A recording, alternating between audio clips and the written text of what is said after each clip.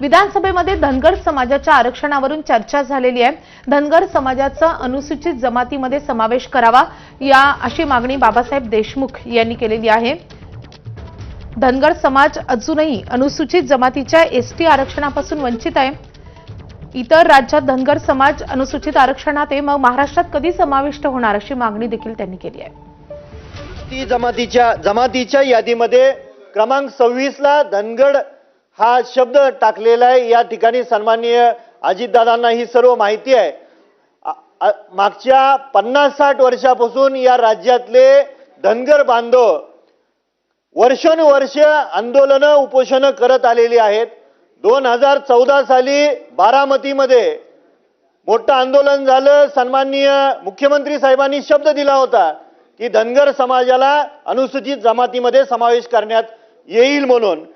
राज्य सरकार कायम समित्या नेमतात, शिष्टमंडळांकडे तपासणी होती, बैठका घेतात, पण 80 वर्ष होत आली स्वातंत्र्याला, अजून धनगर समाज अनुसूचित जमातीच्या आरक्षणापासून वंचित आहे। सन्माननीय माजी पंतप्रधान स्वर्गीय अटलजींच्या उपस्थितीमध्ये लाखोंच्या संख्येने पंढरपूर या ठिकाणी मोठा मेळावा घेण्यात आला आणि अटलजींनी सुद्धा त्या ठिकाणी शब्द दिला होता। हे सरकार हे संवेदनशील आहे।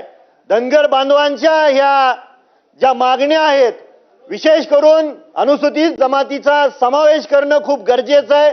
धनगड हा शब्द धनगर बदलून देण्यात यावा आणि इतर राज्यांमध्ये धनगर समाजाला अनुसूचित जमातीमध्ये समावेश केलेला आहे, तर महाराष्ट्र सरकार हे कधीपर्यंत समावेश करून देणार? सारख्या समित्या होतात मंत्री महोदय, सारख्या बैठका होतात। भाषण नको, बस बोला, उत्तर घ्या। अध्यक्ष तर या बातमीसोबतच दुपारच्या बातम्यांमध्ये